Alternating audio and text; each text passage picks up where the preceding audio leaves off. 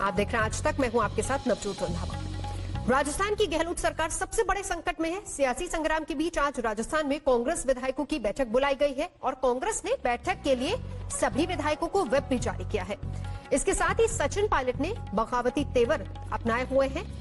राजस्थान की गहलोत सरकार अल्पमत में है, ऐसा उन्होंने कह दिया है। साफ कहा है कि 30 से ज्यादा विधायक मेरे संपर्क में हैं।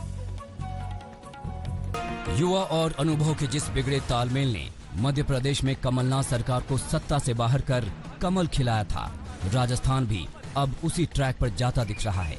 सीएम अशोक गहलोत और डिप्टी सीएम सचिन पायलट के मतभेद के बीच कांग्रेस में सियासी संकट खड़ा हो गया है। रात को अशोक गहलोत ने मीडिया के सामने विधायकों की परेड कराई।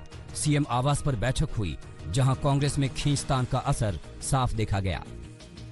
जैसे ये खबर आई है, अंदर से लगातार विधायकों का, मुख्यमंत्री निवास से बाहर विधायकों का आना शुरू हो गया है और ये सारे जो विधायक हैं एक एक करके यहाँ पर बताने के लिए बाहर आ रहे हैं कि किस तरह से यहाँ पर सरकार को लेकर कोई खतरा नहीं है। हमारे साथ है राजेंद्र गुढ़ा। ये जो कहा जा रहा है कि सचिन पायलट के साथ 27 विधायक हैं, सरकार अल्पमत में आ गई है। 7 हटा दो, 2 ही बचेंगे। देखिए, मैंने सुना नहीं कि क्या कहा पायलट साहब ने, लेकिन मैं इतना कह सकता हूं, आपसे दावे के साथ कह सकता हूं कि पूरी तरह मजबूती के साथ में सरकार को दूर से दूर तक कहीं कोई खतरा नहीं है और सारे विधायक साथी बड़ी संख्या में विधायक हैं आप लोगों के पास? बड़ी संख्या में। संख्या तो बता मैं दीजिए। समझता हूं, संख्या आप देखिए, आपने देखा होगा स्वयं, जिन लोगों को आज से 2 दिन पहले और कल तक और आज तक भी ये कह रहे थे कि वो नहीं आ रहे, आप बड़ी संख्या में आप देखिए वो सारे लोग अंदर गए। कहीं भी अलग मत में नहीं है। ये कहा जा रहा है सचिन पायलट गुट से कि वहाँ बहुत बड़ी संख्या में विधायक पहुँच चुके हैं। नहीं, कहीं भी कोई नहीं पहुंचा। कितने लोग वहाँ गए हुए हैं? मेरे को तो कोई दिख नहीं रहे, मेरे को तो सब यहीं दिख रहे हैं। कहीं कोई अल्पमत में नहीं है। सरकार पूर्ण बहुमत में है। जयपुर में जहां गहलोत सरकार को बचाने का खेल चल रहा था, तो वहीं दिल्ली में सचिन पायलट के खेमे की नाराजगी देखने को मिल रही है। इस बीच ज्योतिरादित्य सिंधिया अपने दोस्त सचिन पायलट के समर्थन में आए, जिन्होंने ट्वीट किया कि सचिन पायलट को राजस्थान में नजरअंदाज किया जा रहा है, जिसके बाद अटकलें तेज हो गईं कि सचिन पायलट बीजेपी के संपर्क में हैं। सबसे बड़ी बात, दिल्ली में होने के बावजूद सचिन पायलट ने राहुल गांधी और सोनिया गांधी से कोई मुलाकात नहीं की। आज जयपुर में सुबह 10:30 बजे गहलोत ने विधायकों की बैठक बुलाई है। आज तक से बातचीत में सचिन पायलट ने साफ किया कि वो इस बैठक में नहीं शामिल होंगे। पायलट की ओर से दावा किया गया है कि कांग्रेस और निर्दलीय विधायक मिलाकर 30 विधायक उनके संपर्क में हैं और मौजूदा वक्त में गहलोत सरकार अल्पमत में है। उधर राजस्थान कांग्रेस को बचाने का जिम्मा दिल्ली में 3 नेताओं को सौंपा गया है। कल देर रात चार्टर प्लेन से रणदीप सुरजेवाला, अजय माकन और अविनाश पांडे दिल्ली से जयपुर आवास पहुंचे, जो विधायकों से लगातार बात कर रहे हैं। वहीं सचिन पायलट से भी संपर्क किया जा रहा है। सचिन पायलट और गहलोत के बीच चल रहे विवादों में एसओजी के नोटिस ने आग में घी का काम किया। सरकार गिराने और विधायकों की खरीद फरोख्त के मामले में एसओजी ने सचिन पायलट और उनके खेमे के खाद्य आपूर्ति मंत्री रमेश मीणा को पूछताछ के लिए नोटिस भेज दिया, जिसके बाद कांग्रेस पूरी तरह से 2 खेमों में बटी नजर आ रही है। हालांकि गहलोत सरकार बीजेपी पर विधायकों की खरीद फरोख्त का आरोप लगाते आ रहे हैं। वहीं एसओजी बीजेपी के दिल्ली और राजस्थान के नेताओं को भी नोटिस देने की तैयारी कर रही है। अपने खुद को नोटिस दिलवाना, अपने उप मुख्यमंत्री को नोटिस दिलवाना, अपने मंत्रियों को नोटिस दिलवाना, इससे तो साफ है कि जो मंशा उनकी थी कि एसओजी और एसीबी का भय दिखाकर इन लोगों को अपने पक्ष में करना, लेकिन ये बात और ज्यादा पुख्ता होती जा रही है। वो तो दूसरे प्रमाण जुटा रहे, लेकिन ये सबसे बड़ा प्रमाण है कि सरकार के खिलाफ बड़ा अंतर्विरोध है। राजस्थान के हालात पूरी तरह से मध्य प्रदेश जैसे नजर आ रहे हैं, जहां पायलट सिंधिया की भूमिका में नजर आ रहे हैं। वहीं अशोक गहलोत के लिए कुर्सी बचाना किसी चुनौती से कम नहीं है, क्योंकि खतरा पार्टी के अंदर और बाहर दोनों तरफ से है। जयपुर से देव अंकुर और शरद कुमार के साथ दिल्ली से हिमांशु मिश्रा, आनंद पटेल और राहुल श्रीवास्तव आज तक। तो दिल्ली से गई 3 नेताओं की टीम ने आधी रात को ऐलान किया है कि सुबह 10 बजे होने वाली विधायक दल की बैठक में जो भी विधायक नहीं आएगा उन पर एक्शन लिया जाएगा और इस बैठक से ये साफ हो जाएगा कि सरकार के साथ कितने विधायक हैं। राजस्थान में गहलोत सरकार पर सियासी संकट कितना गहरा है, इस बात से अंदाजा लगाया जा सकता है कि रात को 2:30 बजे यहाँ पर मुख्यमंत्री निवास में प्रेस कॉन्फ्रेंस हुई है। उसमें रणदीप सिंह सुरजेवाला, अजय माकन के साथ कांग्रेस के महासचिव और राजस्थान के प्रभारी अविनाश पांडे ने प्रेस कॉन्फ्रेंस की और प्रेस कॉन्फ्रेंस में उन्होंने कहा कि हमने कल के 10:30 बजे की बैठक के लिए व्हिप जारी कर दिया है। जो इस बैठक में नहीं आएगा वो पार्टी से निलंबित हो जाएगी, उसकी सदस्यता खत्म हो जाएगी। एक तरह से साफ कर दिया गया है कि सचिन पायलट कल 10:30 बजे अगर यहाँ नहीं आते हैं, उनके समर्थक विधायक यहाँ नहीं आते हैं, तो वो कांग्रेस से उनकी सदस्यता खत्म हो जाएगी, कांग्रेस से उनका रिश्ता खत्म हो जाएगा। इसके साथ ही एक बड़ा महत्वपूर्ण ऐलान किया कि 109 विधायकों का समर्थन पत्र हमारे पास आ चुका है और 109 विधायक कल यहाँ पर सुबह 10:30 बजे हाजिर होंगे। यानी सरकार पर संकट कितना गहरा है इस बात से अंदाजा लगाया जा सकता है कि यहाँ पर इस तरह की हालत हो गई कि प्रेस कॉन्फ्रेंस करके रात को 2:30 बजे व्हिप जारी करनी पड़ रही है और इसके अलावा जो एमएलए हैं उनके सदस्यों की संख्या गिनवानी पड़ रही है। तो समझा जा सकता है कि राजस्थान का सियासी संकट कितना गहरा है और उप मुख्यमंत्री सचिन पायलट ने किस तरह से गहलोत को चुनौती दी है। वो वहां पर दावा कर रहे हैं कि हमारे पास 30 से ज्यादा विधायक हैं। 10:30 बजे दिन में ये साफ हो जाएगा कि सचिन पायलट के साथ कितने विधायक कांग्रेस से हमेशा हमेशा के लिए बाहर निकलते हैं। कैमरामैन शर्मा के साथ शरद कुमार, जयपुर, आज तक। तो रात भर ये सियासी हलचलें चलती रही हैं। आधी रात को बैठक के बाद कांग्रेस नेताओं ने बैठक को लेकर क्या कुछ कहा है वो भी आपको सुनवाते हैं।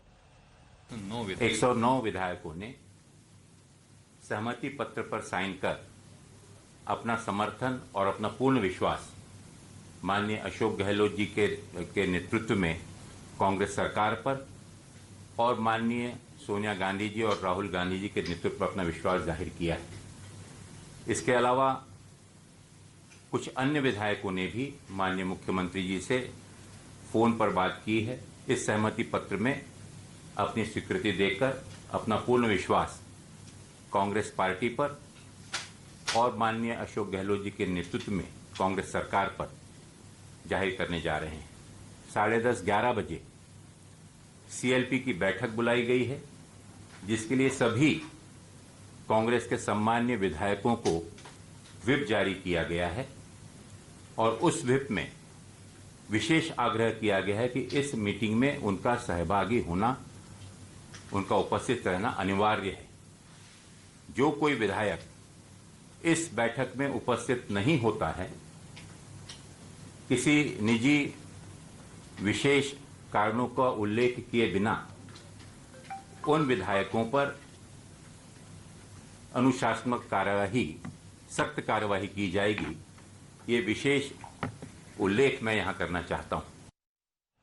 देवंकुर हमारे सहयोगी इस वक्त जुड़ चुके हैं। देवंकुर, जानना चाहेंगे, भले ही सचिन पायलट ये कह रहे हो कि 30 से ज्यादा विधायक उनके साथ है और उधर दूसरी तरफ जो टीम वहां पर गई है और अशोक गहलोत खुद ये कह रहे हैं कि उनके पास बहुमत है, सरकार नहीं गिर सकती। ग्राउंड स्थिति क्या है? क्योंकि कल रात भी विधायक वहां पर पहुंचे थे लेकिन संख्या उतनी नहीं थी जितना बताया और दिखाया जा रहा है। नवजोत, साफ तौर पर जो स्थिति है वो दोनों पक्ष अपने अपने पाले में होते बता रहे हैं। जहां तक अशोक गहलोत का कैंप है, कल जो डिनर हुआ रात को 9 बजे, जब वहां से कल विधायक निकले, हमने उनसे पूछा कि अंदर कितने विधायक थे, तो किसी का कहना था कि 95 थे, तो किसी का कहना था कि 98 थे। पर हम ये बता सकते हैं कि 85 से 90 के करीब विधायक कल अशोक गहलोत के डिनर पार्टी में थे, रात में जो हुई 9 बजे। पर सचिन पायलट के कैंप का कहना है कि जो उन्होंने बगावती सुर अपनाए हैं, उसमें उन्होंने ये जो नोट लिखकर भेजा है, उसमें उन्होंने कहा है कि 30 से ज्यादा तो कांग्रेस के विधायक उनके पास हैं और कुछ निर्दलीय विधायक भी हैं। तो या तो आंकड़े ठीक नहीं बैठ रहे या फिर डबल गेम खेलने की कोशिश की जा रही है कुछ विधायकों के द्वारा, जो कह रहे हैं कि हम गहलोत के साथ भी हैं और पायलट के साथ भी हैं। पर एक जो महत्वपूर्ण बात नवजोत है वो ये है कि अविनाश पांडे ने जो रात को लगभग 2:30 बजे बाहर आकर प्रेस कॉन्फ्रेंस की है, उसमें उन्होंने बोला है कि उनके पास लिखित में 109 विधायकों का जो सपोर्ट का लेटर है वो आ चुका है। जो विधानसभा है वो 200 की है, तो अगर 109 विधायक इस समय गहलोत के साथ में है तो उनकी कुर्सी बची हुई है, उनकी कुर्सी सेफ है। पर आज सुबह का क्या रहता है, क्योंकि रात को लगभग 9:30 बजे ये बगावती सुर सामने आए थे सचिन पायलट के। आज सुबह कितने विधायक आते हैं वो देखना बहुत महत्वपूर्ण रहेगा नवजोत। बिल्कुल, 200 सीटें, 101 बहुमत चाहिए, 109 का दावा किया जा रहा है कि उनके साथ हैं, अपने उनके 107 है। जाहिर सी बात है कि निर्दलियों का साथ भी मिला हुआ, लेकिन 10 साढ़े 10 बजे क्या होगा उस पर अब सबसे ज्यादा नजर रहने वाली है। राजस्थान में कांग्रेस ने विधायकों की बैठक बुलाई है और बैठक में शामिल न होने पर विधायकों पर एक्शन की बात कही है। लेकिन मानेसर के होटल में ठहरे कांग्रेस के बागी विधायक लगता है बैठक में शामिल होने के मूड में नहीं है। हमारे संवाददाता मनीष पांडे की रिपोर्ट देखिए। राजस्थान कांग्रेस ने अपनी सभी एमएलएस को व्हिप जारी कर कहा है कि वो आज की मीटिंग अगर अटेंड नहीं करते हैं, उसमें हिस्सा नहीं लेते हैं तो उनके खिलाफ कार्रवाई हो सकती है। लेकिन ऐसा लग रहा है कि बागी विधायक किसी भी तरीके से वो मीटिंग अटेंड नहीं करने वाले हैं। इस वक्त हम आईटीसी होटल मानेसर के बाहर मौजूद हैं और यहाँ पर हम आपको बताना चाहेंगे कि सुबह से एक भी बागी एमएलए यहाँ से नहीं निकलकर राजस्थान के लिए गया है। यहाँ से राजस्थान पहुंचने में तकरीबन 4 से 5 घंटे का वक्त लगता है, लेकिन अभी तक कोई भी एमएलए नहीं निकला है। यानी कि बहुत सारे एमएलए ऐसे होंगे जो कि उस मीटिंग का हिस्सा नहीं होंगे जिसे कि कांग्रेस ने बुलाया हुआ है। कहीं ना कहीं उससे तस्वीर भी साफ होने वाली है कि आखिरकार कांग्रेस के पास में इस वक्त कितने विधायक हैं। कांग्रेस का दावा है कि उनके पास में 109 विधायक हैं, लेकिन वही सचिन पायलट की तरफ से जो खबरें आ रही हैं उसमें यह कहा गया है कि तकरीबन 30 एमएलए अभी भी उनके साथ में हैं। तो कहीं ना कहीं आगे आने वाले समय में कांग्रेस की मुश्किलें राजस्थान में बढ़ती नजर आ रही हैं। लेकिन वहीं पर अटकलें यह भी लगाई जा रही हैं कि सचिन पायलट अमित शाह और जेपी नड्डा से भी मुलाकात कर सकते हैं और आगे की रणनीति भी तय होगी कि आखिरकार राजस्थान में किसकी सरकार रहेगी। कैमरा पर्सन रोहित के साथ मुनीष पांडे, मानेसर, आज तक। तो मुनीष पांडे जिस तरीके से बता रहे, कम से कम वो लोग जो कि अभी फिलहाल मानेसर में है वहां से तो कोई निकलकर जयपुर की तरफ बढ़ा नहीं है। तो ऐसे में नजर अब एक बार फिर से उसी मीटिंग पर है जहां पर व्हिप भी जारी किया गया है। बहरहाल मध्य प्रदेश में कांग्रेस को एक और झटका लगा है। पार्टी के एक और विधायक ने कांग्रेस के साथ विधायकी भी छोड़ दी है और बीजेपी का दामन थाम लिया है। अब मध्य प्रदेश में 25 सीटों पर उपचुनाव होगा। इससे पहले मार्च में 22 कांग्रेस विधायकों ने पाला बदल लिया था। राजस्थान में सियासी घमासान मचा है तो पड़ोसी सूबे मध्य प्रदेश में भी अभी कांग्रेस में पाला बदलने का सिलसिला नहीं रुक रहा। रविवार को पार्टी के एक और विधायक ने विधायकी से इस्तीफा देकर बीजेपी का दामन थाम लिया। छतरपुर जिले की बड़ा मलहरा सीट से विधायक प्रद्युम्न सिंह लोधी को बीजेपी में खुद सीएम शिवराज सिंह चौहान और प्रदेश में पार्टी के मुखिया वीडी शर्मा ने शामिल कराया। प्रोटेम स्पीकर रामेश्वर शर्मा ने लोधी का इस्तीफा मंजूर कर लिया है। श्री प्रद्युम्न सिंह जी लोधी फिर से मेरे पास उपस्थित हुए। उन्होंने कहा कि अध्यक्ष जी, जो रात को मैंने आपको इस्तीफा दिया था उस पर मैंने पूर्ण विचार कर लिया है और मैं इस्तीफे की पुष्टि करता हूं। मैं इस्तीफा देना चाहता हूं। अब मैं विधायक के हैसियत से कार्य नहीं करना चाहता, इसलिए आप मेरा इस्तीफा स्वीकार करें। उनके आग्रह पर आज की तारीख में हमने उनका इस्तीफा स्वीकार कर लिया है और विधिक कार्रवाई पूर्ण कर ली है। सियासी तौर पर दिलचस्प ये भी रहा कि बीजेपी का दामन थामने के 6 घंटे के भीतर ही लोधी को इसका इनाम भी मिल गया। उनको नागरिक आपूर्ति निगम का अध्यक्ष बना दिया गया। उन्हें कैबिनेट मंत्री का दर्जा दिया गया है। लोधी की सीट से उमा भारती का भी जुड़ाव रहा है। 2003 में जब उमा भारती सीएम बनी थी तब वो बड़ा मलहरा से ही चुनाव जीती थी। आज बीजेपी में शामिल होने से पहले लोधी ने उमा भारती से भी मुलाकात की। मध्य प्रदेश में अब कांग्रेस और बीजेपी दोनों को उपचुनाव में ताकत झोंकनी होगी, क्योंकि पार्टियों और इस्तीफा देने वाले विधायकों दोनों की असली परीक्षा यही होगी। भोपाल से रविशपाल सिंह के साथ आज तक ब्यूरो। सूरत में एक महिला कांस्टेबल का वीडियो जबरदस्त वायरल हो रहा है और इस वीडियो में वो रात को लॉकडाउन तोड़ने वाले मंत्री के बेटे को कानून सिखा रही हैं।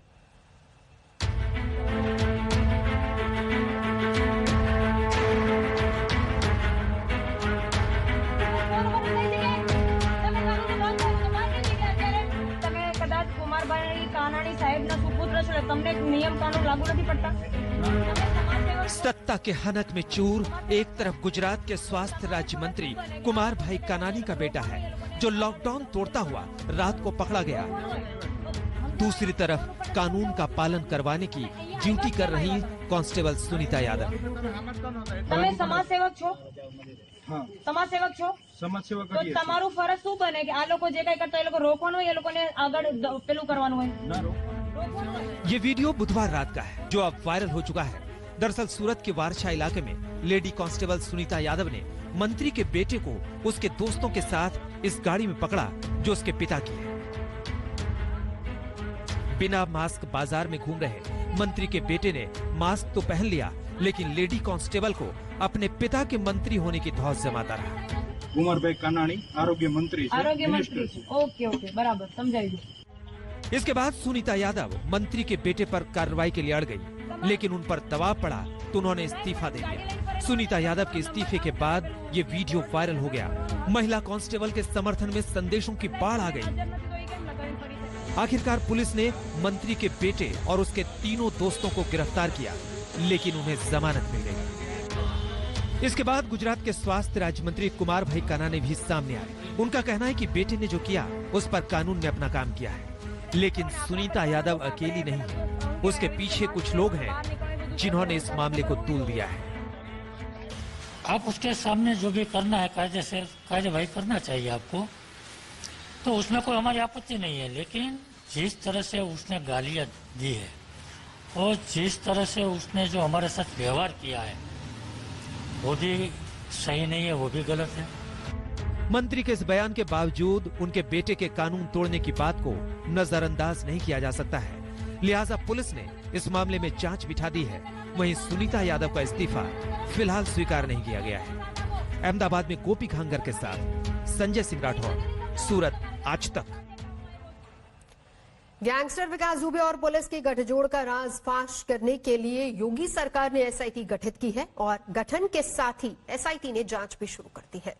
ईडी विकास दुबे के परिवार और सहयोगियों पर मनी लॉन्ड्रिंग का केस दर्ज करने की तैयारी में है और इस बीच कानपुर पुलिस ने मुंबई से गिरफ्तार गुड्डू त्रिवेदी को क्लीन चिट दे दी है।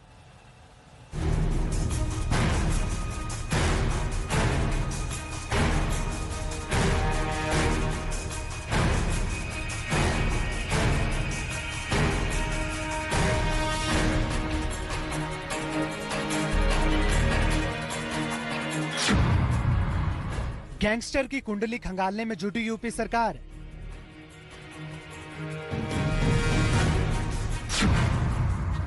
एसआईटी खोलेगी पुलिस माफिया के गठजोड़ का राज।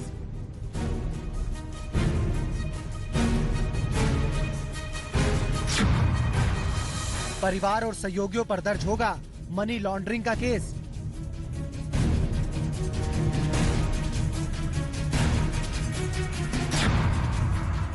बेनामी संपत्ति का पता लगाएंगे इनकम टैक्स अधिकारी। गैंगस्टर विकास दुबे के सहयोगियों और परिवार पर जांच का शिकंजा कसता जा रहा है। योगी सरकार ने गैंगस्टर विकास दुबे के उदय और 8 पुलिस कर्मियों की हत्या की जांच के लिए एसआईटी का गठन कर दिया है। एसआईटी विकास दुबे की कॉल डिटेल खंगालेगी। ये पता लगाने की कोशिश की जाएगी कि विकास दुबे के गिरोह के स्थानीय पुलिस से क्या क्या संबंध थे। पुलिस दुबे पर चल रहे केस और कार्रवाई को लेकर पुलिस की क्या भूमिका रही। विकास दुबे और उसके साथियों को सजा दिलाने की कोशिश की गई या नहीं। विकास और उसके साथियों पर गुंडा एक्ट, गैंगस्टर एक्ट सहित दूसरी संगीन धाराओं में कार्रवाई क्यों नहीं की गई। गैंगस्टर किसकी लापरवाही से गंभीर आरोपों के बाद भी खुला घूमता रहा। गठन के साथ ही एसआईटी हरकत में आई और अधिकारी आज विकास दुबे के गांव पहुंचे। ईडी अधिकारी गैंगस्टर की चल अचल संपत्ति की जांच और आर्थिक अपराध की जांच कर रहे हैं। सूत्रों के मुताबिक विकास दुबे और उसके करीबी जय वाजपेयी के पास कानपुर और उत्तर प्रदेश के कुछ शहरों के अलावा उत्तराखंड, मुंबई और नोएडा में करीब 2 दर्जन से ज्यादा प्लॉट और मकान है। जय वाजपेयी ने दुबई और बैंकॉक में करीब 25 करोड़ के 2 आशियाने खरीद रखे हैं। माना जा रहा है जय वाजपेयी कानपुर का एक बड़ा उद्योगपति है और विकास दुबे के लिए प्रॉपर्टी डीलिंग और मनी लॉन्ड्रिंग का काम करता था। आयकर विभाग की बेनामी संपत्ति विंग भी विकास के पैन नंबर के जरिए जानकारी खंगालने में जुट गई है। इस बीच मुंबई में गिरफ्तार किए गए विकास दुबे के साथी गुड्डन त्रिवेदी को भी कानपुर पुलिस ने क्लीन चिट दे दी है। कानपुर पुलिस की ओर से जारी प्रेस नोट में कहा गया कि चौबेपुर शूटआउट केस में गुड्डन त्रिवेदी का नाम है या नहीं। ये वही गुड्डन त्रिवेदी है जिसकी तलाश में यूपी पुलिस ने देश भर में पोस्टर चिपकवाए थे। मुस्तफा, रंजय सिंह और कुमार अभिषेक के साथ आज तक ब्यूरो। रुकेंगे एक ब्रेक के लिए, खबरों का सिलसिला जारी है। नमस्कार, मैं हूं अंजना ओम कश्यप। हमें उम्मीद है ये वीडियो आपको पसंद आया होगा। लेटेस्ट खबरों के लिए यूं ही देखते रहिए आज तक और इस वीडियो के पसंद आने पर लाइक, शेयर एंड सब्सक्राइब करना ना भूलें।